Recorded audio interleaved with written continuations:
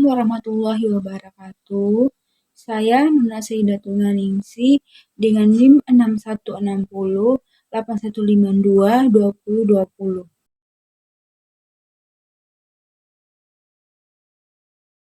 Berdasarkan proses pencernaan dibagi menjadi dua, yaitu kimiawi dan proses mekanis. Proses kimiawi ini adalah dengan adanya bantuan enzim makanan tersebut akan dicerna diubah menjadi zat penyusun. Nah, yang kedua adalah proses secara mekanis. Secara mekanis ini adalah makanan akan diubah dari bentuknya yang besar menjadi bentuk partikel-partikel yang paling kecil dengan bantuan gigi.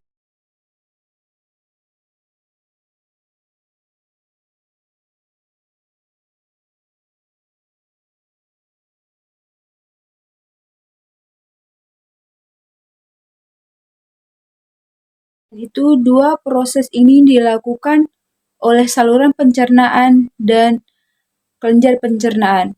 Tangan sendiri terdiri atas mulut, kerongkongan, lambung, usus halus, usus besar, dan anus. Kemudian yang kedua adalah kelenjar pencernaan.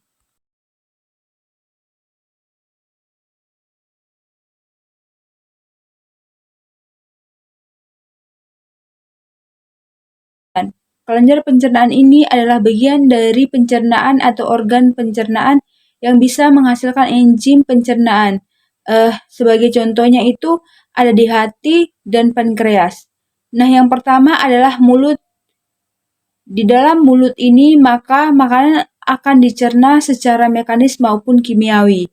Secara mekanis caranya adalah dengan bantuan gigi. Jadi nanti akan mengunyah secara lembut makanannya. Lalu proses secara kimiawi. Nah, proses secara kimiawi ini dihasilkan oleh yang disebut dengan kelenjar ludah. Ini nanti akan menghasilkan enzim-enzimnya. Ini namanya enzim pitialin. Enzim pitialin ini berfungsi untuk mengubah amilum menjadi maltosa.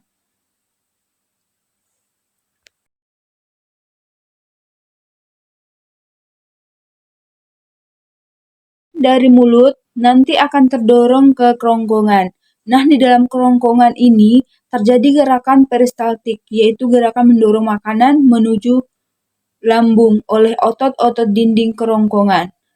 Setelah dari kerongkongan ini, nanti makanan akan masuk ke dalam lambung.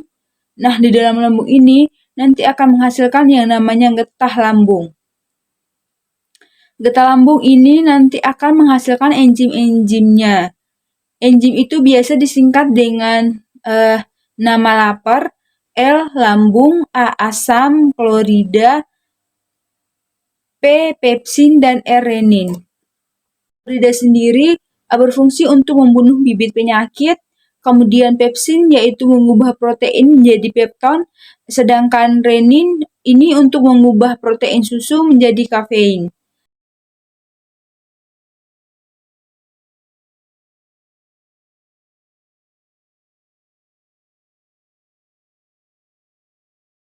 Dan setelah dari lambung masuk ke usus halus, ini ternyata terdiri atas 3 bagian, yakni usus 12 jari, usus kosong, dan usus penyerapan. Pada usus 12 jari nanti masuk ke dalam saluran pankreas dan empedu. Pankreas akan menghasilkan enzim PLTA. P merupakan pankreas, L merupakan lipase, T tripsin, dan A amilase. Lipase mengubah lemak menjadi asam lemak dan gliserol.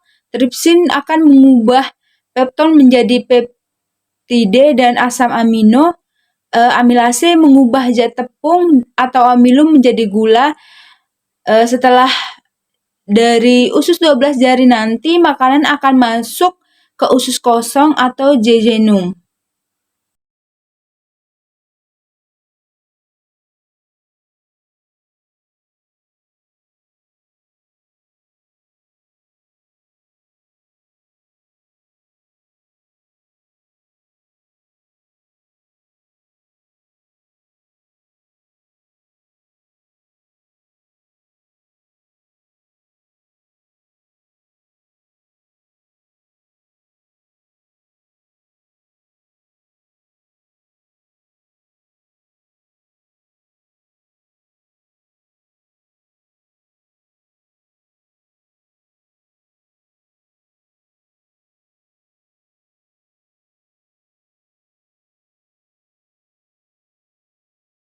jejunum, makanan akan dicerna secara kimiawi oleh enzim maltase, sukrase, laktase, erepsin, dan lipase. Maltase ini mengubah maltose menjadi glukosa, sukrase mengubah sukrosa menjadi glukosa dan fruktosa. Laktase mengubah laktosa menjadi glukosa dan galaktosa. Erepsin akan mengubah dipeptida menjadi asam amino. Lipase mengubah lemak menjadi asam lemak dan gliserol. Setelah itu makanan masuk ke usus penyerapan. Makanan diserap oleh dinding usus kemudian diedarkan oleh darah ke seluruh tubuh.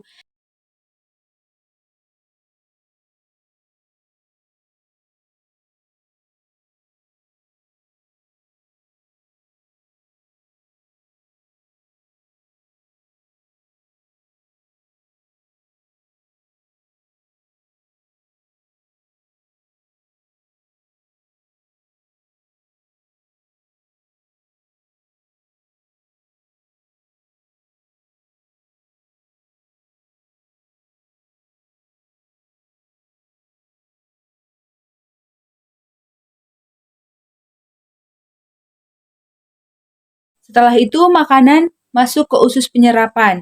Makanan diserap oleh dinding usus kemudian diedarkan oleh darah ke seluruh tubuh. Setelah itu, dari usus halus akan masuk ke usus besar. Akan terjadi dua proses, yaitu makanan akan dibusukkan menjadi feses yang dilakukan oleh bakteri E. coli. Setelah itu, pengaturan kadar air pada feses juga dilakukan di usus besar. Sebelum dikeluarkan oleh anus, terjadi pengaturan kadar air. Dan saluran pencernaan yang terakhir adalah rektum dan anus. Rektum ini merupakan tempat penampungan feses. Setelah sudah siap, akan dikeluarkan melalui anus. Kelenjar pencernaan yang menghasilkan enzim-enzim yaitu hati dan pankreas. Pankreas yaitu ada lipase, tripsin, amilase. Dan hati yaitu enzimnya adalah mengekskresikan empedu. Empedu ini berfungsi mengemulsi lemak.